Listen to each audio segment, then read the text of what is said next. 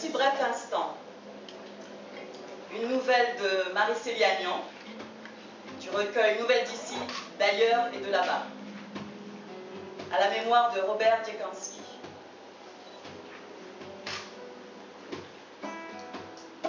La nuit précédant ton arrivée, je n'avais pu fermer l'œil. Un vent furieux soufflait, arrachant tout. On entendait dans les ruelles le fracas assourdissant des poubelles qui charriaient. Tel un intrus, il se faufilait par tous les interstices de la maison. Moi qui plains tant ces débordements de la nature, j'y portais à peine attention. Cette nuit-là, je brûlais d'une fièvre dévorante, celle que fait naître en nous le triomphe. Le vent avait beau rugir, de plus en plus fort, je me sentais tellement plus forte que lui. J'avais vaincu jusqu'au vaste océan qui m'avait séparée de toi toutes ces années. J'avais dompté cette bête immonde qu'est la précarité, celle qui me condamnait à vivre sans toi. Un centime après l'autre, à force de frotter, de faire luire et reluire, parquets, chiottes, des demeures cossues. Un centime après l'autre, j'avais économisé, payé, rubis sur l'ongle, le bonheur de t'avoir enfin près de moi. Dans ce minuscule studio qui allait devenir notre maison, plus d'une semaine avant ton arrivée, je m'étais muée en girouette. Mes bras, mes mains qui jamais ne connaissaient le repos, avaient tant de fois tiré le lit, déplacé, redéplacé la commode, à maintes reprises. J'avais lissé les draps pour défaire le moindre pli. J'avais tapoté les oreillers. Combien de fois j'avais vérifié les pieds du lit que je t'avais déniché, habité par la peur qu'il ne ploie sous ton poids. J'avais fini par rire de mon zèle. Je me revois parcourant les magasins, le choix de ton lit. Tout un cirque, mon enfant. Sous le regard à la fois étonné et moqueur des vendeurs, je m'étalais de tout mon long pour essayer les matelas. Je les tâtais, j'y enfonçais mes poings, je lisais les étiquettes et posais mille et une questions farfelues.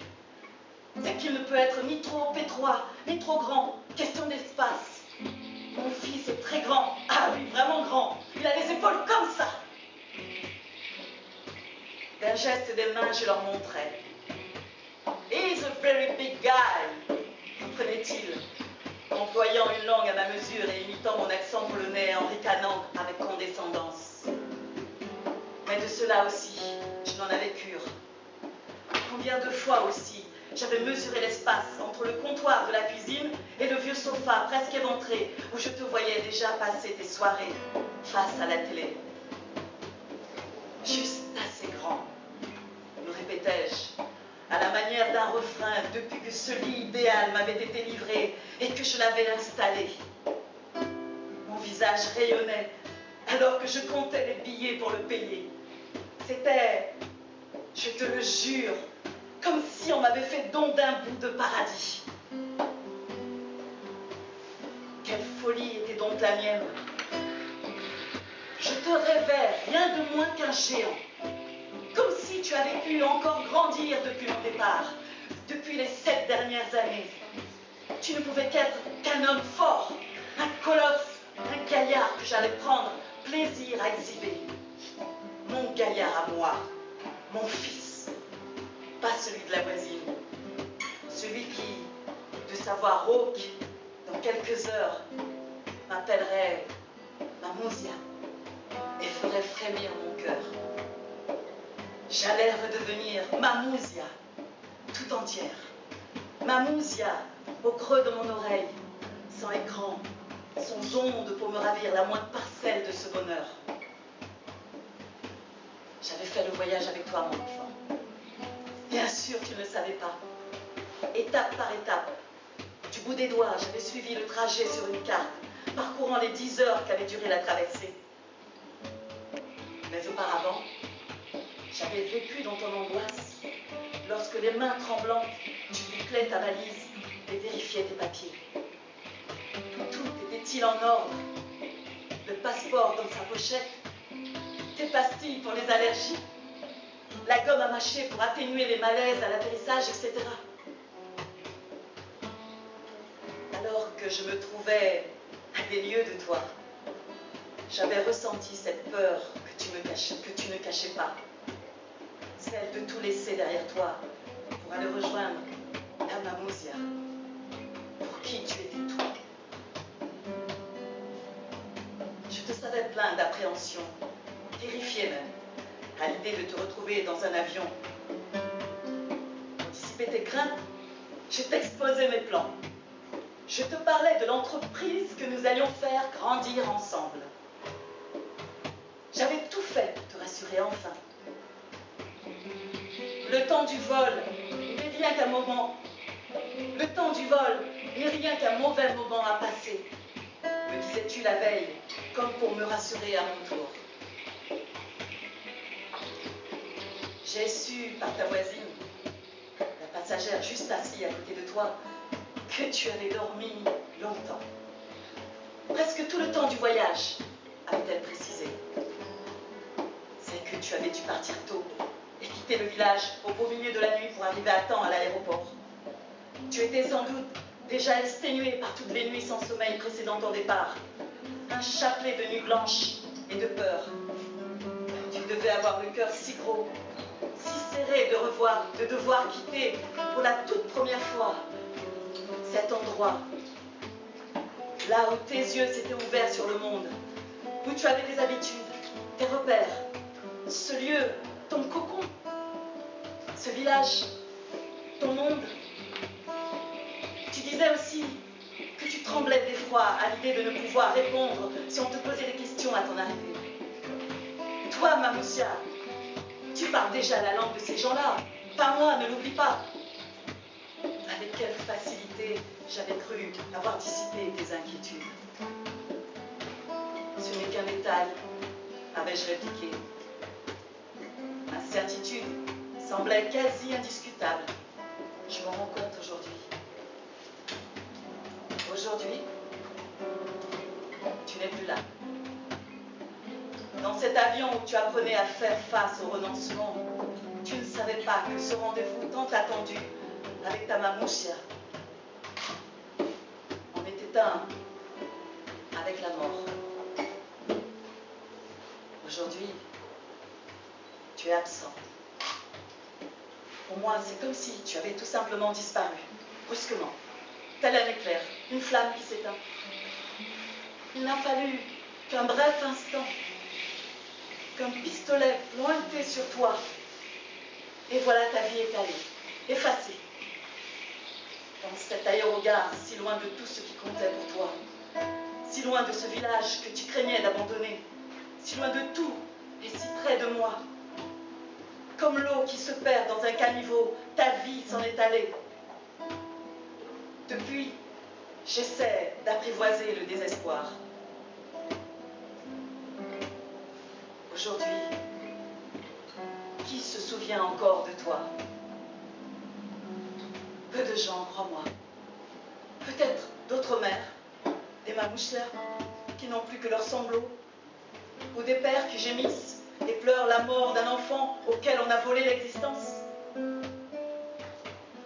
je parle de toi, quand je raconte ton voyage, les gens incrédules n'entendent que récits de folie. Des éclats de mots, des tronçons de phrases et des images d'épouvante s'échappent de mes lèvres, tandis qu'une tristesse insurmontable m'envahit, qu'un sanglot vient se loger dans ma gorge. Les gens s'étonnent parce qu'ils ne peuvent pas comprendre cette histoire indicible. Ils ne savent pas non plus que cette odyssée effarante, ce récit qu'on voudrait incohérent, est mon univers, le seul qui m'appartienne. Tout le reste s'est envolé. Inlassablement, je répète que ce ne fut qu'un bref instant.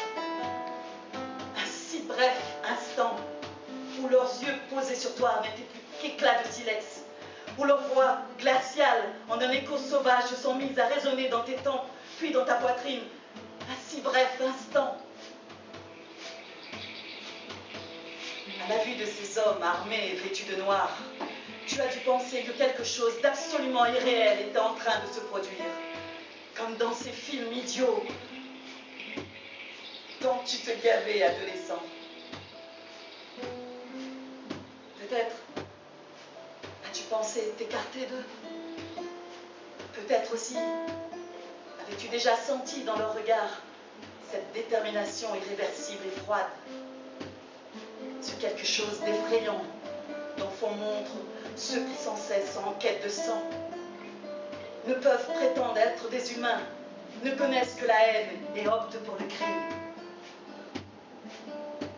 Enfant, tu implorais sans cesse que l'on te pardonne pour une bêtise, une assiette abîmée, une chaussette égarée, etc. Quand je pense que personne n'a fait l'effort de te comprendre notre langue, ta langue, ma langue, cette langue de ta mère, en ce jour funeste, quand je pense que tu as certainement essayé de leur dire « Pardon, pouvez-vous m'aider à retrouver Maman Moussia ?» Elle avait promis de m'attendre ici, devant le carrousel, et elle n'y est pas. Comment aurais-tu pu prévenir l'attaque? Tu entendais hurler, mais c'était ta propre voix apeurée. Ta voix qui demandait, suppliait que l'on te vienne en aide, avec une précision effarante. Je vois et j'entends tout cela, mon fils. Tandis que sur le sol, tu vis ta deuxième agonie, et que brutalement, ils t'enfoncent leurs bottes et leurs matraques dans les côtes. Tu crois encore, j'en ai la certitude, que quelqu'un va finir par faire preuve d'intelligence et comprendre ton désarroi. Dans ta tête, pourtant, le bruit de la sirène ne diminue pas. Tu attends, je le sais. Un bref instant de compassion, un geste d'humanité. Il n'en fut rien.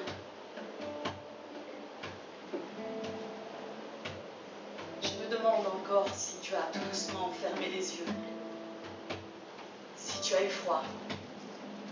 Tu as dû sentir gonfler en toi un amas de chagrin. Partir sans pouvoir m'embrasser après toutes les années passées à attendre ce jour de ton arrivée ici. Comment oublier? Comment ne pas leur en vouloir quand me vient l'idée que cette béatitude qui accompagne parfois la mort t'a été refusée? Car ce n'est pas vrai que ton cœur a lâché. Ce cœur débordant de la joie de nos retrouvailles aurait au moins attendu que j'arrive à l'hôpital. Loin de toute humanité, ils t'ont fait la peau, mon fils. Ils t'ont achevé comme on achève les bêtes dans un abattoir. Le jour suivant, une femme appelée la mort de tous ses voeux. Cette femme, c'était moi. Après avoir passé des heures dans cet aéroport de Vancouver, où sans sommation, sans raison, sans autre réflexion que celle de la force abjecte et lâche, on t'avait rayé de l'espèce humaine, je regagnais mon petit logement dans un sous-sol humide de la ville de Kamloops. Notre maison que tu ne verras jamais. Le soleil se levait. Le jour émergeait lentement, nimbé d'une lumière argentée. Le jour était éclatant, mais en noir, c'était la nuit. Le ciel tombait sur la ville et sur mes épaules voûtées. Il m'écrasait de tout son poids pour aller s'émietter sous mes poids. Le jour était éclatant. Comment l'oublier? Mais la nuit m'assaillait, me terrassait. Sans pitié, elle pénétrait en moi, me secouait comme l'aurait fait un ouragan. Douleur absolue. Je regardais la table dressée la veille pour t'attendre. Et la colère montait comme une marée, prenait racine en moi. Notre premier repas, depuis si longtemps. J'avais mis une rose dans un verre. Elle penchait tristement, alors que je lui murmurais qu'on dirait de ta mort que c'était un accident. C'est toujours ainsi. Ce mensonge ignoble sera invoqué pour tenter de faire accepter l'inacceptable. Dans peu de temps, on parlera de toi au passé, tandis que je te ferai venir vers moi, avec ce sourire rempli de tendresse qu'illuminait tes yeux. Dans ma bouche, mes paroles étaient à bout de force. Mes rares voisins n'y comprenaient rien. Recroquevillé sur le vieux sofa, telle une bête angésine, je mugissais. Dans un fracas de sang et d'impuissance, je sentais ma vie s'en aller, comme son vent, l'eau absorbée par la terre sèche et la fumée dispersée aux quatre vents. Les jours suivants, c'était là, en moi, l'immensité du vide qui s'étalait comme la toile. Ils m'emprisonnaient l'âme et me tailladaient le cœur. Jadis, chair vivante, palpitante, aujourd'hui, implorant la mort. Il me fallait à tout prix mourir sur ce canapé éventré, mourir comme meurent les chiens, mourir sans voix comme toi, mon fils, mourir dans le silence et l'indifférence, mourir sans un cri.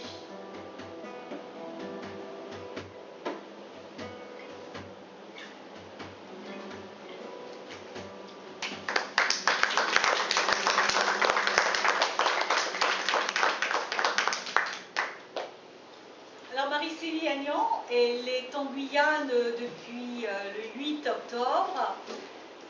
Elle a rencontré les enfants des écoles de Kourou, de Sinamari et d'Irakubo.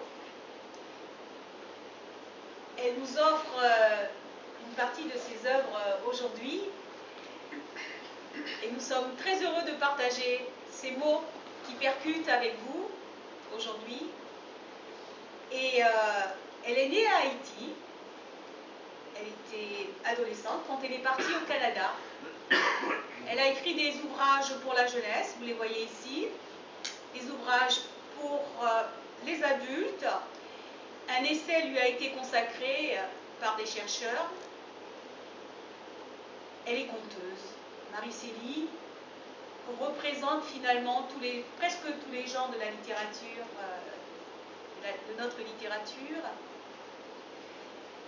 Marie-Célie, on sent de la fureur parfois dans tes mots. Est-ce que tu peux nous expliquer pourquoi? Merci beaucoup, Maman Juliana. Merci à vous tous, toutes d'être ici présents. Je dis souvent que si la littérature n'existait pas, d'abord pour que je puisse lire déjà lorsque j'étais enfant, et aujourd'hui encore, je serais peut-être devenue folle. La littérature, les arts, la culture, vous voyez, c'est ce qui me sauve du monde. Cette fureur, c'est celle peut-être que l'on a sentie dans ce texte-là, c'est celle qui m'a habité lorsque cet incident est arrivé. Parce que ce texte, je l'ai écrit à cause de quelque chose de réel. C'est une histoire réelle qui vous a été contée. Je dis souvent aux enfants dans les écoles que j'écris à partir, ils me demandent souvent, mais d'où vient l'inspiration? Je leur dis, mais c'est la vie qui me la donne, cette inspiration. Alors c'est l'histoire d'un homme, comme on voit, qui est polonais, qui n'avait jamais quitté son village, jamais quitté son pays, qui est venu au Canada rejoindre sa mère qui travaillait comme femme de chambre dans un hôtel dans la ville de Vancouver. Et cette femme, en Colombie-Britannique, cette femme qui dit avoir travaillé 7 ans pour économiser le billet d'avion. Vancouver, c'est très très loin de la Pologne, j'imagine déjà. Et la vie à Vancouver, déjà, c'est une vie tellement chère. On loue une chambre, parfois pour $1 millier. Alors j'imagine qu'elle a dû économiser. Et le type arrive à l'aéroport, il avait très peur de prendre l'avion. Enfin, c'est ce que j'ai lu dans les rapports, les recherches que j'ai faites. Il avait très peur, il était terrifié et il débarque à l'aéroport. Sa mère lui dit, tu m'attends au carrousel à bagages pour que je sois sûre de te trouver. Mais cette femme ne savait pas, sans doute, qu'elle n'avait pas le droit de rentrer dans cet espace. Et j'imagine que, comme femme de chambre, elle avait sans doute mis le temps ni la possibilité d'apprendre à parler l'anglais. Je ne sais pas quel âge elle avait. Alors, elle ne savait pas, le fils ne savait pas qu'il... Enfin, lui, il ne voulait pas quitter le carrousel pour ne pas rater sa mère. Et voilà qu'il attend. Elle attend à l'extérieur, lui attend à l'intérieur.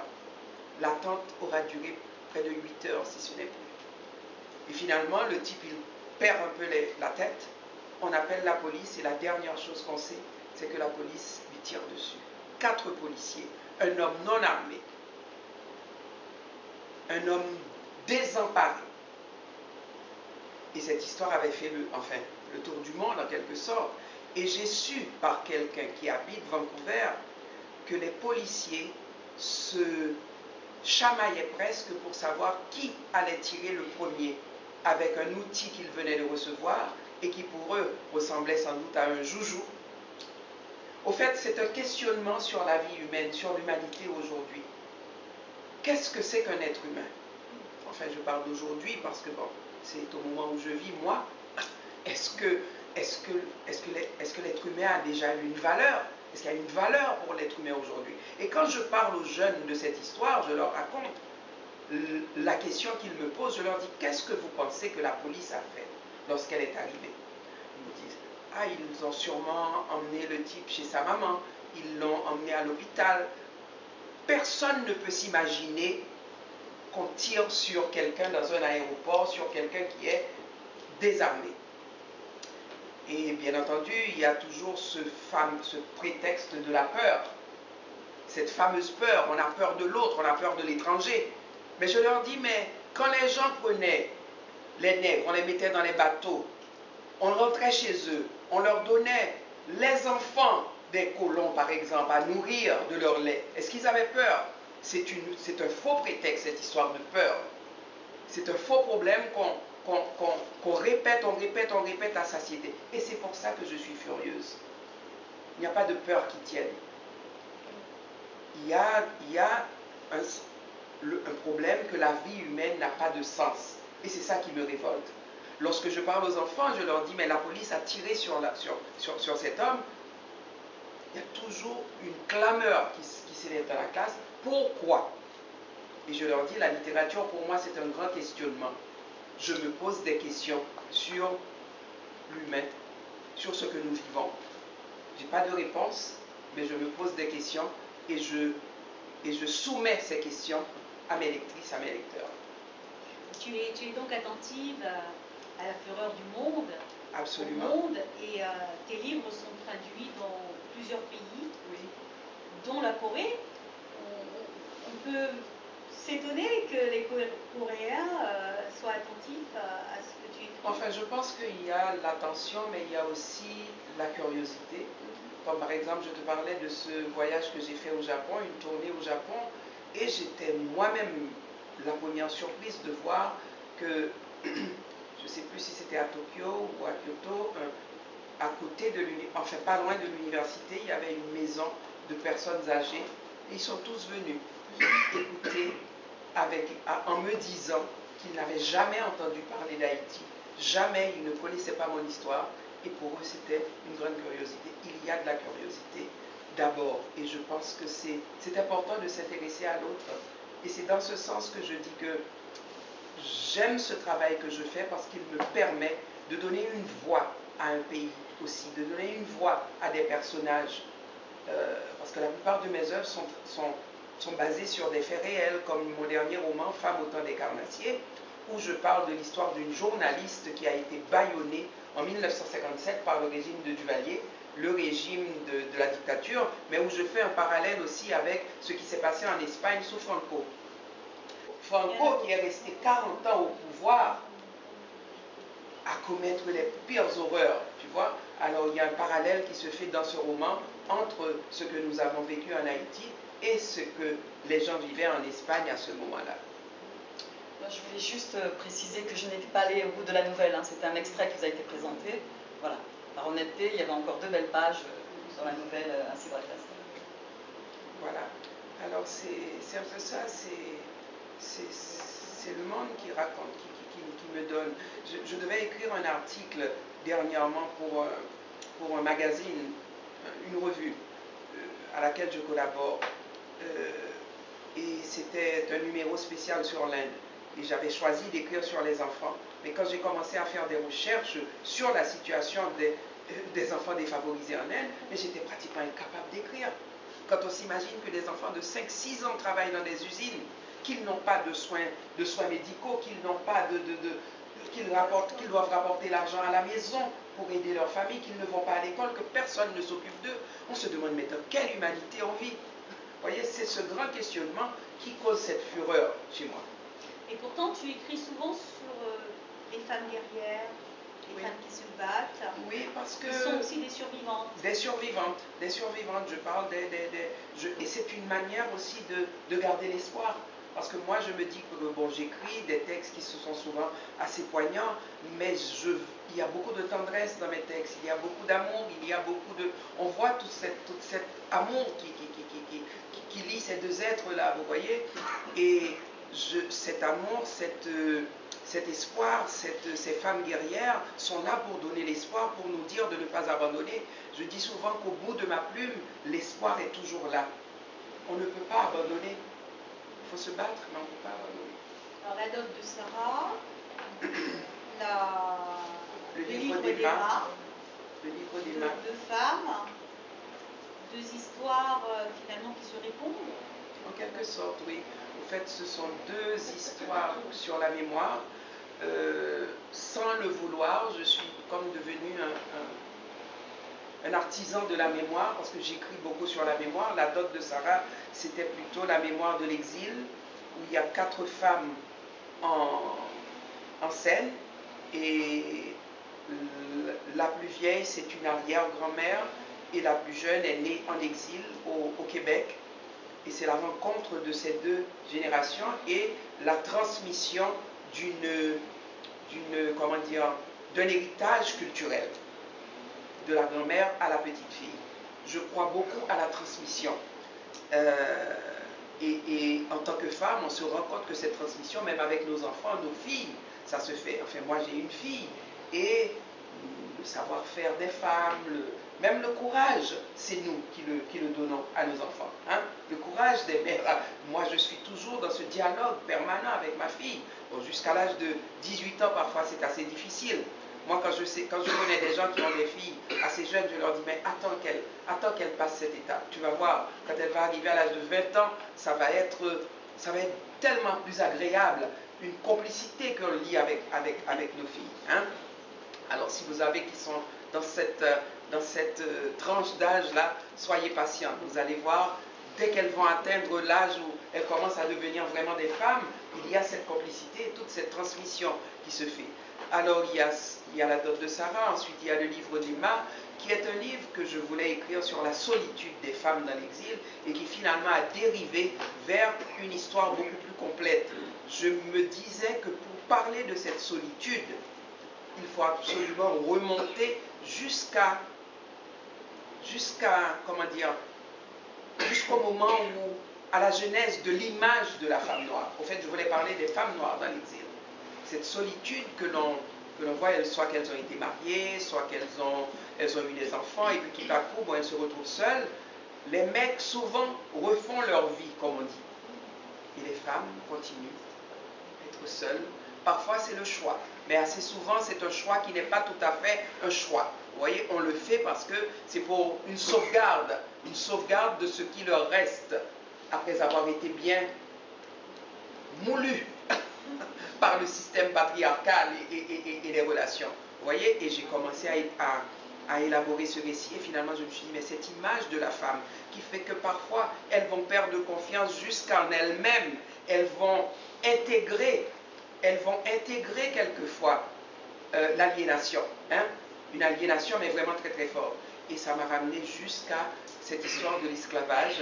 Et je dis souvent que le livre d'Emma, ce n'est pas un livre sur l'esclavage, c'est un miroir qui nous permet de voir aujourd'hui les différentes formes d'esclavage, et de faire un peu une comparaison avec l'esclavage véritable. Et tu dis dans le livre d'Emma qu'elle avait cet art de la destruction qui lui a été légué. Elle a été léguée par l'histoire. Par l'histoire. par l'histoire.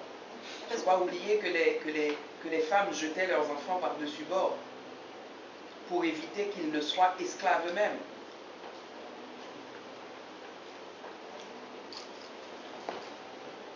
Alors, une autre petite illustration de l'écriture de Marie-Célie Agnan. C'est un ouvrage de poésie qui s'appelle Femme des terres brûlées et pour lequel elle a obtenu le prix Alain Grandbois en 2017.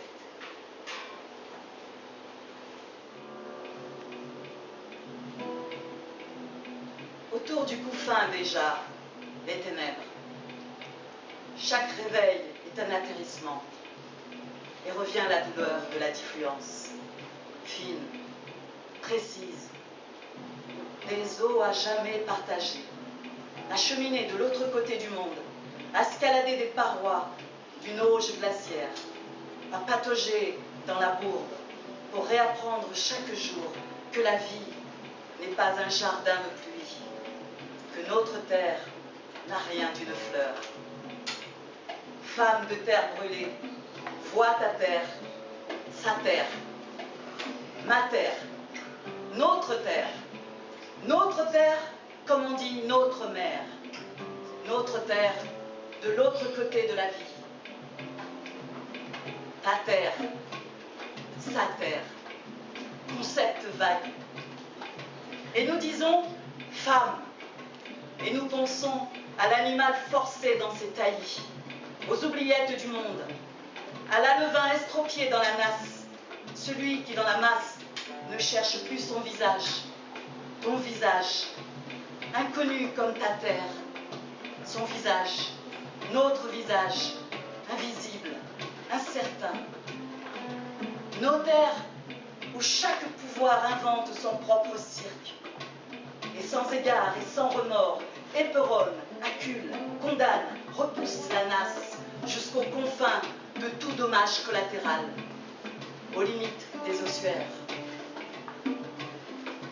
Il y eut le passé qui n'a de passé que les contours, puis l'Algérie, et puis Maïlé, puis la Bosnie-Herzégovine, Visegrad, Ljevina, puis il y eut. Nous prenant pour des agnelles, il arrive qu'on nous tranche la gorge sans hésitation. En Algérie, nous étions 11 000, peut-être plus. Puis Naplouse et Gaza. Il y eut le Rwanda, le Congo, les Grands Lacs, et chaque goutte d'eau semble échafauder une parabole pour annoncer une horreur qui n'a pas de fin. Il y a cette chape de plomb sur les paupières du monde. Et tout ce que dans le silence et par le silence, nous ignorons. Depuis ces territoires interdits, depuis les siècles des siècles, de tous ces premiers peuples, aujourd'hui les derniers, du nord au sud, de l'est à l'ouest, enfants perdus, sacrifiés sur les autels des conquistadors, dans toute cette folie qui perdure, nous perdons jusqu'à nos cris. L'âme elle-même n'a pas su en réchapper.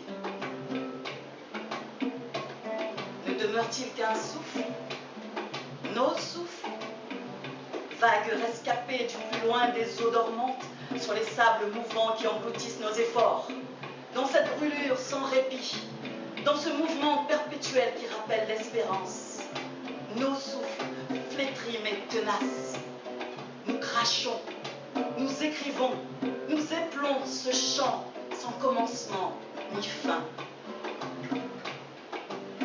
Dans l'attente d'une révélation avec nos larmes en caravane, et cette encre couleur sang, notre espoir en accent muet, sur la face d'un monde qui obstinément nous ignore.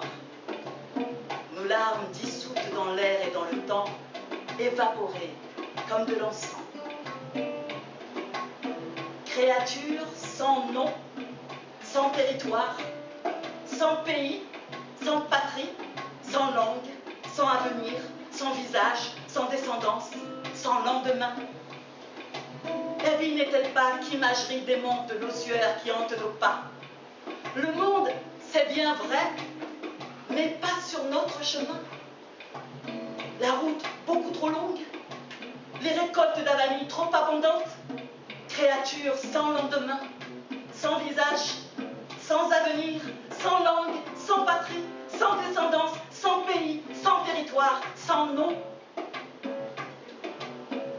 N'existe-t-il aucun lieu, nul moyen d'abandonner cette vieille mue, débusquer enfin cette espérance qui nourrira notre marche? Comment faire mentir ce que l'on présente comme une prophétie? Que ce monde n'est pas sur notre chemin, que la route est trop ardue, que la vieille mue qui à chaque réveil reprend forme, reprend vie, que la vieille mue est là pour demeurer, que nous avons reçu le silence en héritage, consolation et testament. Ma vie, ta vie, sa vie, cette vie où nous ne pouvons jamais être la même femme, car nous sommes trop de femmes, nous sommes tant de femmes. Nous sommes tant de femmes, avec notre vie depuis le premier jour en attente, dans ce désir de prendre part au monde, avec notre regard plus embrouillé qu'un chenal par lequel s'en vont toutes les alluvions. Nous voilà aussi, depuis le premier jour, les paumes tournées vers la terre, rien à semer, rien à récolter que cette herbe maudite qui a l'amertume de toutes les avanies, sans aucun espace où la douleur peut s'endormir.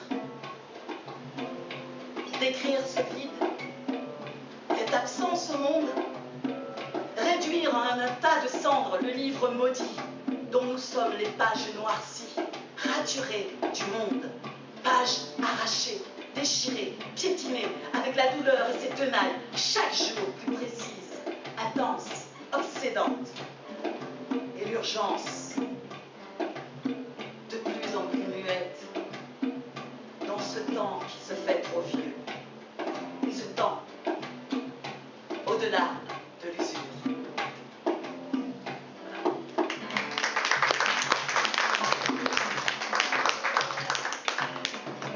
Alors les chercheurs ont dit que tu étais une voix contre les silences de l'histoire. Et le mot silence revient souvent dans tout ce qu'on dit de toi. Ils disent même que le silence est un personnage de mes textes. Il y a une maison, mais je dénonce le silence et je dis souvent que j'écris contre le silence. J'écris dans le silence en même temps. Et ce silence est tellement présent, ce silence qui a dessiné les contours de mon enfance sous une dictature, il ne faut pas l'oublier.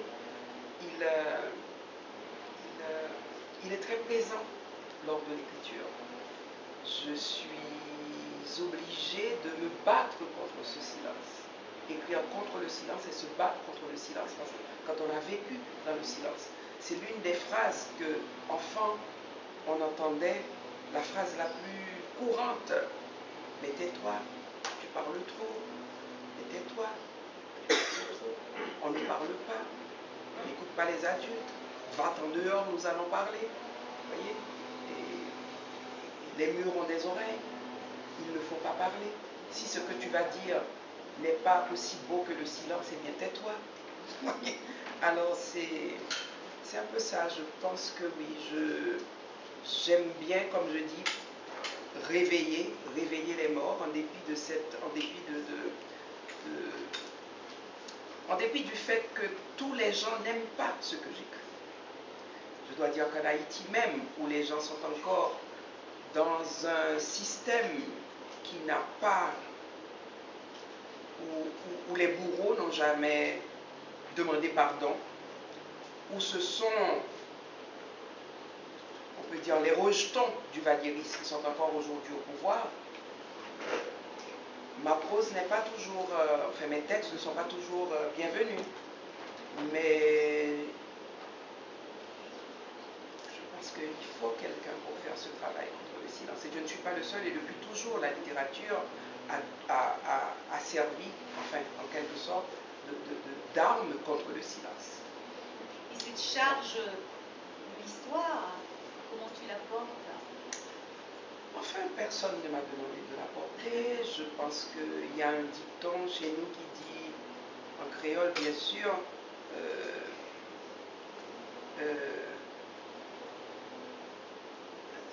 ça peut paraître un peu vulgaire, t'étais pas jambe trop lourd pour mettre. Alors je pense que cette partie de l'histoire m'appartient, hein, également aussi. Et voilà, je l'assume et ce sont des textes qui me mettent dans une sorte de marginalité. Mais c'est une marginalité qui, à la longue, finit par me mettre au centre. Je dis souvent aux gens, ces textes dérangent autant qu'ils fascinent.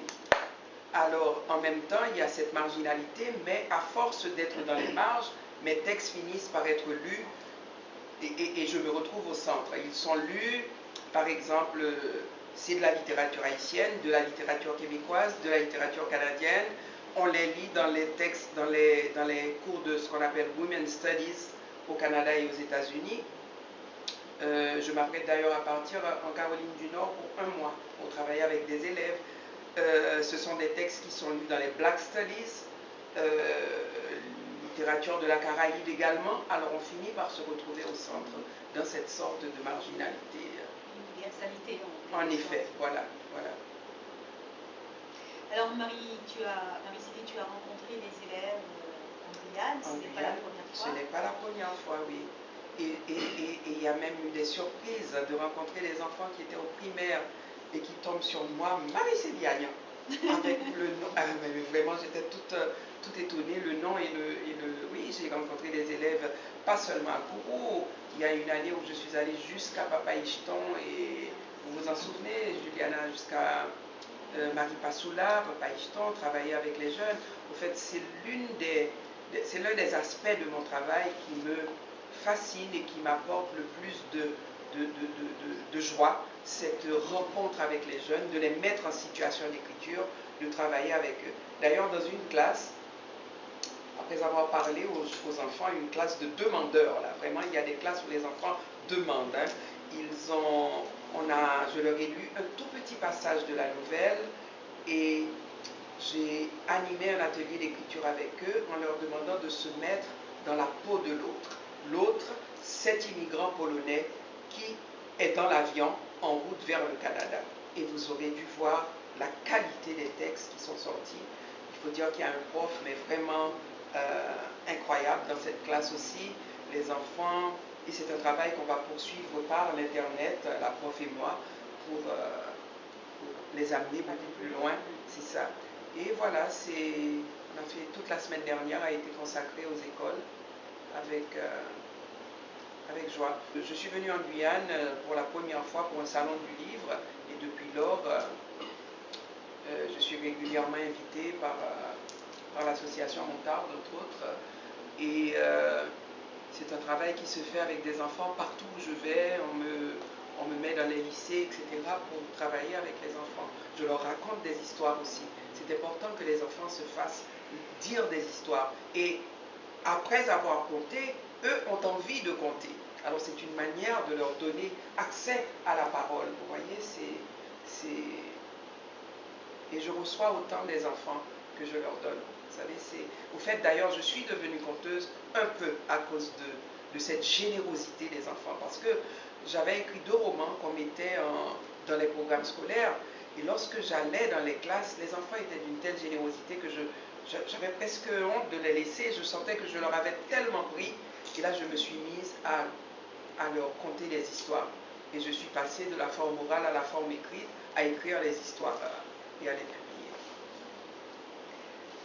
Tu as fait une résidence en Guyane, et donc fabricant des carnassiers, oui. Tu l'as plus ou moins achevé en Guyane. Une grande partie de ce livre, oui, a été, je pense que je l'ai débloqué surtout en Guyane, parce que le texte, moi je dis souvent que les textes sont un peu comme des casse-têtes. Et arrive un moment où on a besoin de mettre une cohérence dans tout ce qu'on écrit. Et c'est à la faveur d'une résidence d'écriture ici en Guyane, qui m'a été offerte par l'association Montarde, que j'ai pu terminer ce roman, qui pour moi était important parce que l'histoire de cette journaliste, qui s'est passée en 1957, moi j'ai été mise au courant de cette histoire en 91. Parce que j'écrivais un article justement pour un journal destiné aux femmes et qui devait être distribué en Haïti. On était en plein coup d'État. Et là, je tombe sur les documents qui parlaient de cette histoire, de ce massacre, littéralement. Vous voyez, cette femme, elle a été battue, elle a été laissée pour morte dans un fourré. Et pendant que j'écrivais cette histoire qui s'était passée en 57, j'avais dans la tête l'histoire d'une autre journaliste, canadienne celle-là, d'origine iranienne, qui avait quitté le Canada pour aller en Iran faire un reportage et qui n'est jamais revenue, qui a été arrêtée, battue, torturée et morte en Iran, qui s'appelait Zahra Kazemi dans les années 2000. Alors, les gens parfois s'étonnent, mais oui, des histoires, il faudrait bien que j'écrive des histoires à l'eau de rose, mais je leur dis, j'écris sur le monde dans lequel nous vivons. Quand on pense que le Mexique, que l'on présente souvent comme une démocratie, hein, enfin je ne sais pas pour aujourd'hui, il paraît qu'ils ont changé de gouvernement, mais être journaliste au Mexique, c'est mettre sa vie en danger en permanence. Et je n'oublie jamais le nom de cet homme qui s'appelle Manuel Buendia, journaliste mexicain, qui a été tué en plein jour dans la ville de Mexico parce qu'il avait écrit un livre que l'on peut trouver encore en librairie, la CIA au Mexique, sur les actions de la CIA au Mexique. Tué en plein jour dans les rues de Mexico. Alors, je raconte une histoire qui s'est passée en 57 en pensant à Zahra Kazemi. Et ce texte que tu viens de lire, je crois qu'il m'a été inspiré par la situation des femmes autochtones au Canada. Si vous cherchez aujourd'hui dans les journaux récents, les femmes on les tue par dizaines et la police ne fait absolument rien. Tout comme ce qui s'est passé dans cette ville du Mexique où il y a des femmes dans une ville près de la frontière. Je ne me rappelle pas du nom, le Monde diplomatique avait sorti un article là-dessus. Des quantités de femmes, elles passent au algo así, no sé. Vous voyez, et bien sûr, on a tendance à voir le monde quand on se regarde dans un miroir. Notre petite vie tranquille, eh bien c'est ça la vie de tout le monde. Non, c'est pas ça la vie de toutes les femmes. Elles souffrent encore beaucoup. Elles sont victimes des guerres, doublement victimes. Aujourd'hui, on a déjà oublié comment les femmes ont été victimes en Bosnie. Elles le sont aujourd'hui en Afrique, au Congo. Vous voyez? Et dans tous les pays où il y a la guerre, elles sont doublement victimes, si ce n'est plus. Et moi, je me dis, bon, il y a déjà des gens qui écrivent tant de choses pour amuser tout le monde. Moi, je ne pense pas que... C'est-à-dire, j'ai un projet esthétique dans l'écriture, mais j'ai aussi un projet, une responsabilité. Je me dis, si je prends en tant que femme de la Caraïbe, pardon? Militante? Oui, je l'ai été et je le suis encore. Et j'ai mis de côté un peu la militance active pour travailler mes livres parce que ça ne me convenait plus. Ça ne me convenait plus d'aller de rencontre en rencontre. Je suis allée jusqu'à Beijing à une rencontre sur les femmes pour arriver là pour me rendre compte que le même discours qui avait 10 années auparavant, c'était le même qui avait 10 ans et qui aura encore 10 ans. Et c'est après Beijing que j'ai pris la décision. J'écrivais déjà, mais de manière très, un peu comme ça, de temps en temps. J'écrivais des textes pour des soirées de solidarité, par exemple. À cette époque, les Chiliens étaient on avait reçu beaucoup de Chiliens à Montréal. Vous voyez, après le coup d'État contre Allende, je suis devenue très proche de cette communauté, les Chiliens, les Argentins, dont on ne parle pas souvent quand on sait qu'il y a une génération d'Argentins qui pratiquement a disparu. Vous voyez? Alors, je dis que mon travail porte la marque de toutes ces années de militance, et c'est parce que la militance, justement, ne me suffisait plus. J'ai préféré, comment dire, écrire des livres, ça porte beaucoup plus loin. Ça me convient mieux.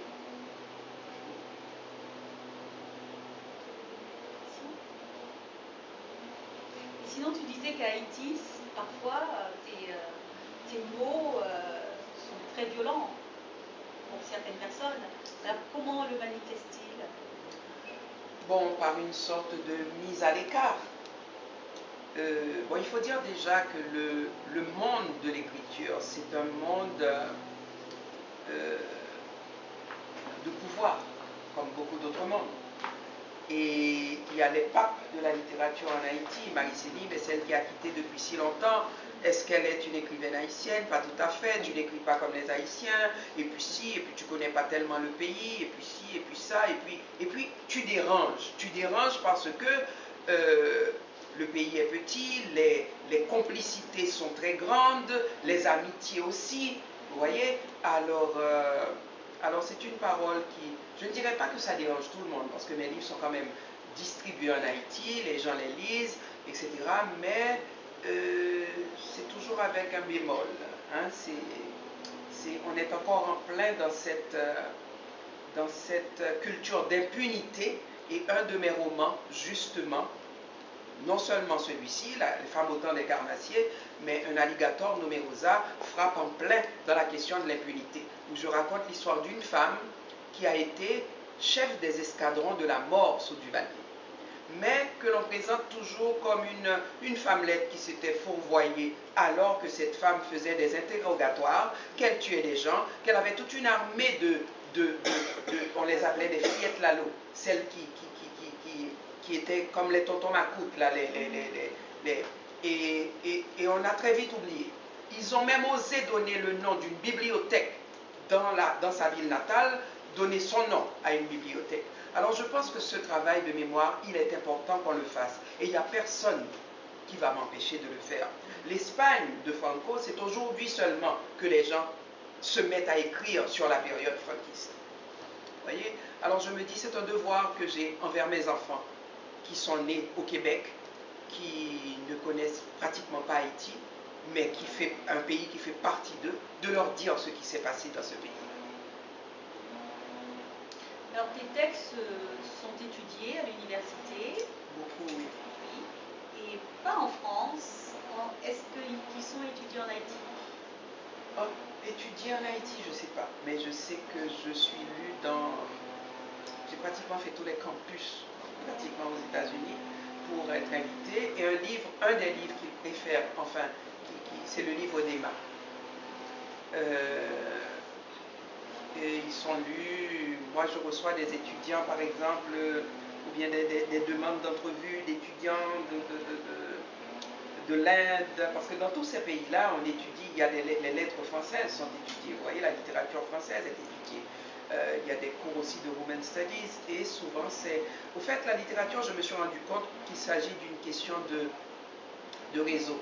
Une fois qu'un écrivain entre dans ces réseaux universitaires, c'est par le biais des colloques qu'on apprend. D'ailleurs, ce livre critique, où il y a 12 professeurs qui parlent de mon travail, c'est un livre qui est né des colloques et des critiques, où les professeurs font des présentations sur les textes, et puis finalement ils se sont mis ensemble pour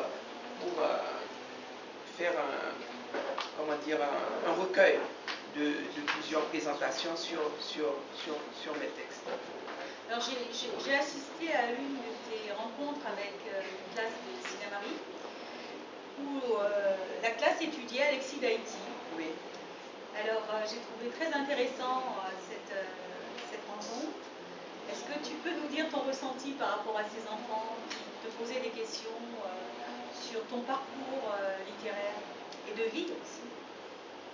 Le ressenti, bon, c'est toujours le même, quelle que soit la classe, quel que soit le pays. D'ailleurs, quel que soit l'endroit où je vais, les enfants ont toujours les mêmes questions.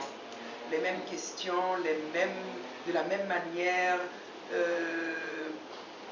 Il n'y a qu'en Afrique qu'il y avait des questions différentes par rapport au... Ils voulaient savoir si j'avais une... Comment ils disent? De quelle ethnie j'étais dans beaucoup. Et là, ils ne comprenaient pas du tout lorsque je leur disais que je n'avais pas d'ethnie. Vous voyez, quand j'essayais mais à part ça, c'est toujours la même curiosité,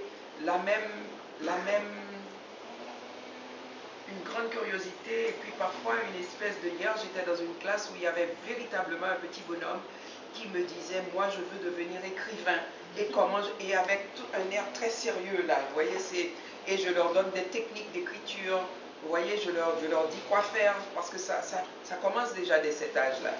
Et ils se rendent compte aussi que pour devenir écrivain, la lecture, c'est quelque chose de très important. Quand je leur dis que je ne passe jamais une journée sans lire, à moins d'être malade, je ne sais pas, vous voyez, c'est quelque chose qui m'accompagne depuis l'enfance. Enfin, c'est un cadeau qu'on me fait lorsqu'on me met en présence des enfants. Et mettre des enfants qui ont 11 ans, 12 ans, en ce que j'appelle situation d'écriture, leur faire produire un texte d'une page en très peu de temps sur quelque chose, se mettre dans... Parce que moi j'ai essayé cet exercice d'écrire dans la peau de l'autre avec des adultes, et c'est pas facile de devenir quelqu'un d'autre, vous voyez, d'écrire. Et ils l'ont fait. Et cet âge-là, entre 8 et 12 ans, je trouve ça vraiment incroyable. Parce qu'il y a toute l'enfance qui est là, il y a une sorte de candeur, et en même temps, ce sont des enfants qui réfléchissent et qui sont tellement au courant de ce qui se passe. Et qui n'ont pas peur, surtout. Ils n'ont pas peur. Ils n'ont pas encore, enfin, compris que tôt ou tard, les sociétés dans lesquelles ils évoluent réclament que l'on mette des bâillons.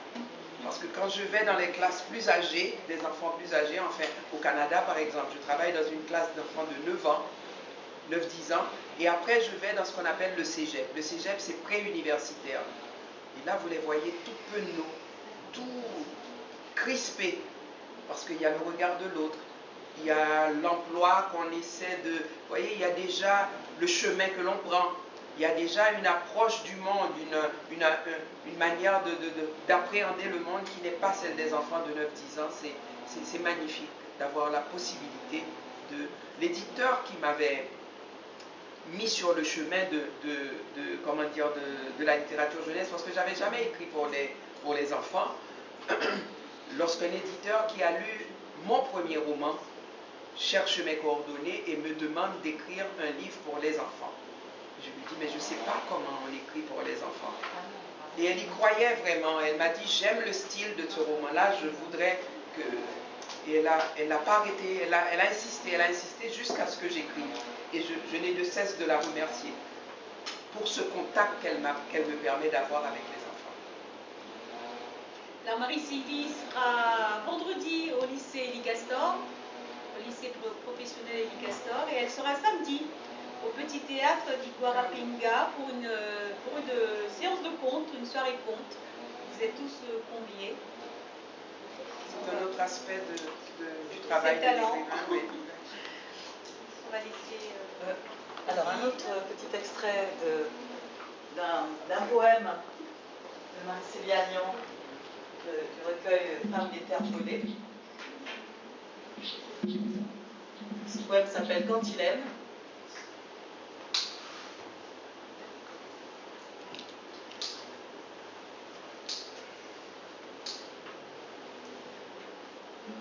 Je voudrais tant pour une fois être une femme sans armure, sans autre histoire que celle de ta bouche. Berce mon cœur avec un conte de fées où tu joues tous les personnages. Je te laisserai cueillir mes songes et saisir à pleine main la fulgurance de mes désirs. Puis de ma langue et de mes dents sur ton corps, j'écrirai notre pacte secret. Invente-moi un rituel. Je me ferai lune pleine, lune ronde, lune bleue, ivre et curieuse, infatigable. J'appellerai tes cils, je nommerai tes pores, mes bras, mes seins, mes cuisses et la fleur de mon nombril. Te rappelleront alors cette langue oubliée des humains. J'ai pour toi un rire rivière de cristal, un chant pour toi. Il évoque la splendeur des oiseaux et de la terre au printemps. Je te garde aussi une danse, de peu d'importance certes, mais elle est sans fin et sait tromper les nuits incertaines. Elle te tiendra compagnie lorsque tarde l'aurore. Quel baiser, quel feu aux mes lampes orphelines. C'est si facile de dire je t'aime et si difficile d'aimer. Prie le ciel que la mélancolie et cette longue attente ne me fassent oublier la saveur de ta langue et jusqu'à ton nom. Mon amour, c'est vrai. Je hais les chaînes, les crains, les mensonges. Il m'effraie autant que les oiseaux de proie. Mon amour, c'est vrai. Je porte dans le regard mes fins innommables, toute ma misère, tel un linge moisi, une loque. Je l'expose en plein soleil. Quel prix dérisoire pour ma solitude et toute sa splendeur. Tu me demandes quelle femme dormait en moi jadis. Ne demeure sans doute que la mémoire des larmes et le tempo fidèle de l'agonie, guette, implacable, ce nom de femme. Sous la peau pourtant, calme apparent. J'attends que s'ouvre la danse. Ce feu de joie pour embraser, calciner les masques. Je te donne rendez-vous au jour de l'éclosion de ce désir violent de larguer les amarres. Pour cette fête. Alléluia! À la gloire de mon sexe et de mon âme. Tu retiendras jamais mon nom de femme. Je sais bien tes morsures vénéneuses et fatales, mais tes morsures, j'ai le dos large, les épaules fortes. J'entends aussi, j'entends le vent maudire un nom de femme sans mémoire. Est-ce le mien? Le vent assaille tous mes miroirs. J'entends ses pas, son galop dans mon dos, dans mon cœur, le bruit des chaînes. Je te convoque malgré tout. Amour, dans la splendeur de ma solitude, je suis sourde. Irrémédiablement, je te convoque avant que mon corps n'oublie et que viennent les secousses préludes au dernier naufrage de ce nom de femme. Pour une saison, insignifiante victoire, cette ultime plongeon dans les eaux inconnues d'une nuit aveugle. J'ouvre les mains en vain, j'ouvre les yeux nouveaux, un regard autre. Pour arriver jusqu'à toi, j'emprunte tous les sentiers. Ils se ressemblent tous, les mêmes paysages. La distance seule n'est plus la même. Et dans les arbres, le murmure du vent fait penser au squelette qui claque des dents. Enfin, je traîne dans ce sentier à peine ouvert, chemin hostile en terre étrangère, que des masques grimaçants. Je ne sais plus trouver le lieu où résident les Pythies. Ont-elles toutes perdu la vue? J'emprunte, entends-tu mon amour? Toi, accoucheur impénitent de fables pour filles nubiles, j'emprunte le pont tendu pour mes pas. Qu'importe les cadavres qui encombrent tes tiroirs, tes placards. Je prie pour arriver avant que ne s'enfuient les aubes. J'ai dans les bras ma peine, une relique, comme un enfant malheureux, je la berce.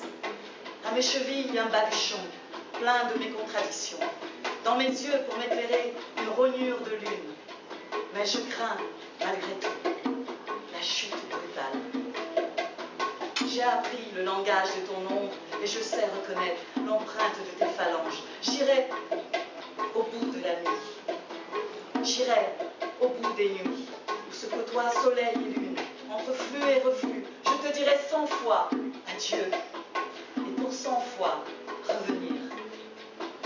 Et ce désir, sans commencement ni fin, ce désir, comme le monde sur mes épaules, fait de moi l'océan plein de toi, plein de vent, plein du ciel, du soleil, plein de tout, jusqu'au cri du noyé. Ce désir aux racines obscures, point fermé contre le crépuscule, je cherche en vain son nom. Comme une prière alors, j'égrène les mots, incantations, phrases épouvantails, pour tromper la peur, et je nomme légende, erreur, perdre une guerre, en gagner une autre. Généalogie de femmes aveugles et dénudées. Amour, folie, poison pour l'âme, piège fatal, équilibriste en quête de quelques vertiges, ivrogne qui prend la lune pour un fromage, passion, cadavre de femme à la fenêtre sale qui cherche on ne sait quoi dans une rue borgne. Idiote en robe d'intérieur délavée, debout aux portes du purgatoire, dans ses poches, ses rêves décoiffés. Sulamite, avec pour toute offrande une cantilène esquintée. À quelle branche accrocher mon âme pour la récupérer en retour? Voilà.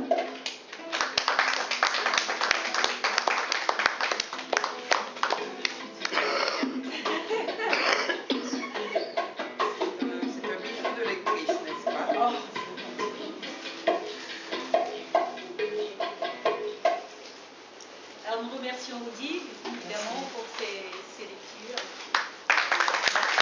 Merci à vous. Et merci pour cette rencontre avec Marie-Célie Agnon. C'est un plaisir. Alors, Marie-Célie va lire un de ses textes et après, pour clôturer notre rencontre, on donnera la parole à Madame Annick André, qui est l'élue à la culture de la ville de Kourou. Je tiens vraiment à remercier la ville de Kourou, l'équipe des bibliothécaires qui ont fait ce beau décor. C'est très joli. C'est très joli. Merci. C'était un plaisir. Et puis, j'espère que nous aurons l'occasion de partager des rencontres comme celle-ci. Merci. Je suis de celles qui voyagent comme on roule un grain de sable sous les doigts. Je suis de celles à qui l'on tend pour la soif une goutte de pluie acide. J'ai vu le jour dans la casaque du chaos, le silence était mon berceau. Suaire impitoyable, silence tel la pierre. Tous les sentiers du marronnage reconnaissent mes empreintes. Les alliés de la vie gardent des lambeaux de ma chair. Et bien avant mon premier sanglot, j'ai cavalé tous les chemins, escaladé les murailles, basculé les gouffres. À l'âge où l'enfant tête encore la nourrice, le feu au ventre sur les volcans, moi, je dansais. Pourtant, il m'arrive de me prendre pour un oiseau. Tel un oiseau, dans une joie sauvage, je bats des ailes à la rencontre d'un abreuvoir. Les ailes gorgées de soif, ivre, je plane et je fends le vent, tandis qu'au loin, l'oasis grince des dents, éclate de son rire jaune, tel un malentendu. Grains de sable ou de poussière au bout des doigts, les tempêtes m'ont ballotté, malmené, déboussolé. J'ai survécu aux tourmentes. Allez savoir comment. J'ai parcouru tant de contrées, appris tant de langages et tenté l'aventure du monde. Les plumes ivres de vent, les ailes gorgées de soif, je me suis élancé, mais je me suis heurté au dais. Sous le dais, je les ai vus. Point levé à crever le ciel, sous le dais, ils clament, nous sommes et nous serons toujours les premiers. Sous le dais, ils se tiennent, convaincus de tout, d'hier et de demain surtout. Ils sont là sous le dais, visage fermé sous le dais, torse bombé, caparaçonné, déchaîné. Et moi, oiseau rêveur, obstinément je rêve du ciel. Mais le ciel leur appartient, et la mer et la terre et tout ce qu'ils contiennent, dessus, dessous, partout. Oiseaux têtus, j'aspire quand même à l'horizon, mais dans leur poche se trouvent toutes les clés. Car ils savent, aussi, ils savent frapper du poing, taper du pied, marteler, exiger, écraser, déposséder, démanteler, dépouiller, déclencher les ouragans, vider les océans, faire jaillir les éclairs, forcer le tonnerre à gronder, les volcans à ravaler leur colère. Ils savent aussi, ils savent forcer les hommes à s'agenouiller, planter des monstres dans le sein des femmes, changer le lait, l'eau des rivières en sang. Ils savent surtout, surtout et partout, imposer le silence. Tandis que sous leur langue agile, le pain se fait boniment. Oiseau atteint de folie douce, irrésistiblement je guette le ciel, tandis que là-haut ils crachent le feu, car ils savent aussi réinventer la vie. Ce qu'ils disent. Mais surtout, ils sont les premiers et ils ouvrent la marche. Oiseaux têtus, les plumes gorgées de vent, le regard plein d'étonnement, j'ai découvert aussi sous le dais ceux qui portent le dais, sous lequel sont assis les premiers, qui eux ne portent rien. Le regard laiteux, Cela porte aussi l'encensoir, le pas lourd dans la fumée béatifique, le pas lourd, ils vont de biais, tétanisés, sans regret, ni état d'âme, sans nostalgie, ni questionnement. Ils portent le dais sous lequel se trouvent les premiers, qui eux ne portent rien, c'est tout. J'ai découvert aussi qu'il y a les autres, les collatéraux. Collatéraux comme moi, qui ne portent que l'espoir et la casaque du mépris et les tenailles de la faim. Collatéraux comme toi, ma fille, mon enfant, fruit du hasard. Collatéral comme toi, mon fils, mon enfant collatéral, mon enfant du hasard, toi que j'aime tant. Le hasard, c'est naturel, l'amour aussi. À quoi rêvons-nous, cohorte d'oiseaux collatéraux? De pétières, de sans doute, comme de fauteuils accueillants. Mais à quoi rêvent les oiseaux sans cervelle? À une tranche de bon vin frais, pour calmer la faim, là, dans le ventre, omniprésente faim, sans cesse ravalée, faim, sans cesse tue, à coups de promesses, à coups de tricks, faim reportée, dénoncée, fin de tout, fin de vie, rêve pour les oiseaux sourds-muets, espoir pour les affamés. Collatéraux, comme moi, qui cherchent où se caler, où poser le regard, et qui découvrent comme moi que même les poètes savent mentir et peuvent muer pour trouver leur place sous le dais aussi, et cheminer en silence, avec le silence, dans le silence qui ferme la marche. Silence imposant qui boucle tout, silence ineffable qui bouche tout, à double tour, toutes les avenues, à double tour, toutes les issues, même les égouts. Silence, lèvres crispées, silence, lèvres scellées. Oiseaux muets, dans un monde sans voix, autant des chairs sans mémoire, des âmes hors d'atteinte, tant sans énigme, sans une once de mystère, autant. Les cicatrices même ont perdu tout souvenir, tant sans Dieu, sans lumière ni résonance, inexorable temps. Recueille mon soliloque, dis-moi par quoi j'existe.